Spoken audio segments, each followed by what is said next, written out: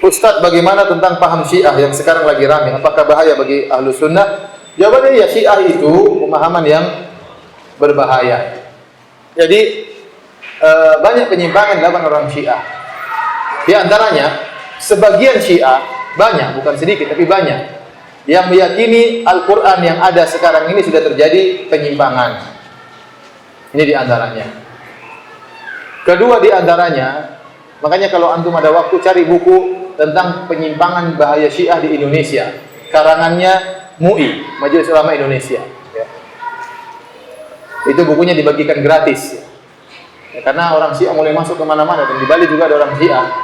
Di antaranya juga, di antara keanehan orang Syiah, kalau kita umat Islam bicara tentang hadis, maka hadis kita adalah hadis Rasulullah SAW saja. Sumber hukum kita Al-Quran dan Sunnah Nabi. Karena kita yakin yang maksum tidak mungkin salah, cuma Nabi SAW.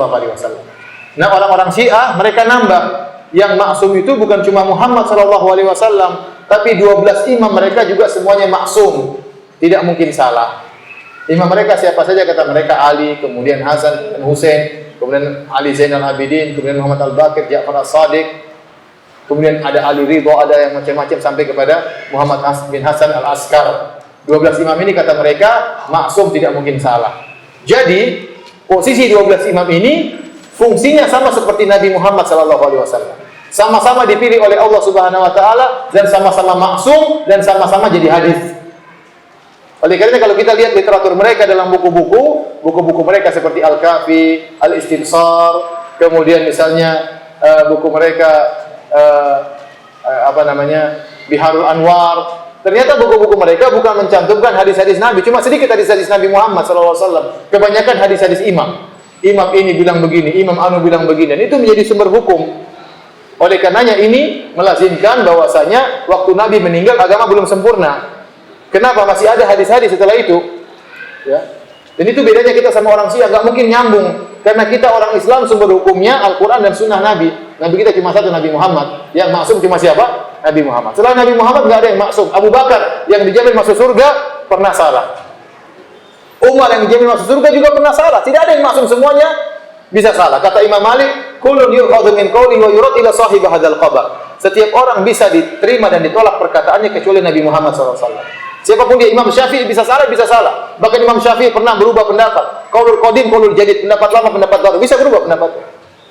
Kenapa? Dahulu salah, sekarang diperbaiki oleh Imam Syafi'i. Ya. Imam Malik juga bisa salah. Semuanya bisa salah, apalagi kiai. Jelas bisa salah juga. Imam Syafi'i saja bisa salah, apalagi apa? Kiai. Makanya enggak ada namanya wali itu maksum, itu enggak ada. Dalam Islam enggak ada. Yang maksum cuma siapa? Nabi Muhammad SAW. Ini wali nggak mungkin salah. Nggak ada, itu yang maksum cuma Nabi. Siapapun dia, siapa yang lebih walinya lebih hebat daripada Abu Bakar? Abu Bakar super wali, tetap aja salah.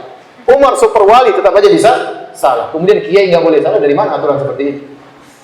Oleh karenanya, ini perbedaan kita dengan orang Syiah. Orang Syiah itu dia punya hadis bukan cuma hadis Nabi, tapi hadis imam. Sehingga seakan-akan agama belum sempurna, nanti sampai imam 12. Imam mereka ada 12.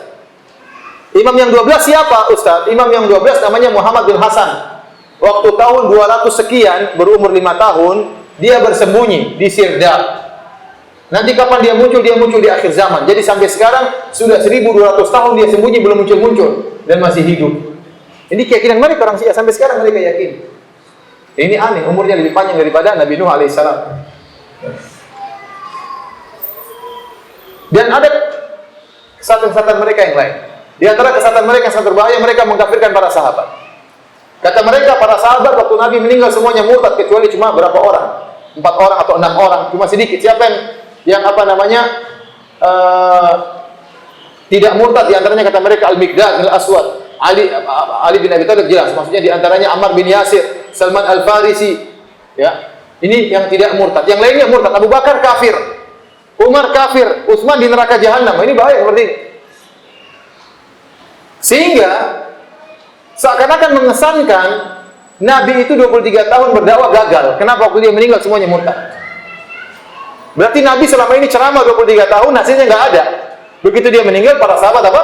Murtad. Ini berbahaya. Padahal dalam Al-Quran Allah sering muji para sahabat. Dalam banyak ayat dipuji para sahabat. Kita bahas tentunya panjang sekali. Cuma saya ingatkan bahaya pemikiran mereka. Oleh karenanya, Pembantaian yang terjadi di dunia ini kebanyakannya dilakukan oleh orang Syiah. Lihat sekarang di Suriah. Rakyatnya dibasmi, dibunuh sampai sudah 300.000 lebih dibunuh. Kota jadi hancur. Lihat di Irak betapa banyak Ahlussunnah yang digantung. Lihat di Irak betapa banyak Ahlussunnah yang dibunuhi. Banyak sekali. Sementara Syiah yang tinggal di Saudi tidak diganggu. Orang Saudi yang dikatakan katanya Wahabi, katanya jahat, ternyata tidak. Antum lihat orang Saudi. Ya, apakah dia pernah mengganggu orang Syiah? Orang Syiah tinggal lama jadi warga negara, dilayani. Kalau mereka berobat juga gratis, mereka sekolah juga gratis, bahkan mereka kerja di tempat-tempat yang penting. Ya, orang-orang Aramco yang perusahaan nomor 1 di Saudi, banyak orang Syiah. Tidak mengapa orang Syiah, jadi masalah. Mereka tidak dizalimi. Kapan mereka ditangkap ketika mereka mengganggu, buat keonaran, baru ditangkap. Kalau enggak diganggu. Hidup mereka tentram. Coba Ahlussunnah yang tinggal di negara-negara Syiah dibunuh, dibasmi dan macam-macam, menyedihkan. Ya. Akhirnya perhatian Allah Subhanahu Wa Taala, termasuk kejadian waktu di Pamekasan. Sebabnya apa?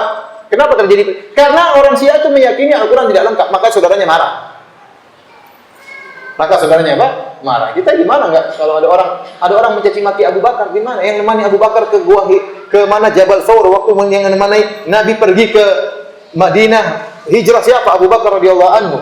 Waktu Nabi sakit yang jadi imam Abu Bakar, sekarang ente kafirkan, apa enggak kurang ajar? Kafirkan para sahabat. Dan banyak sekali apa kesalahan mereka. Ini sekilas menurut saya, hati-hati dengan akidah mereka, maka jauhilah apa mereka.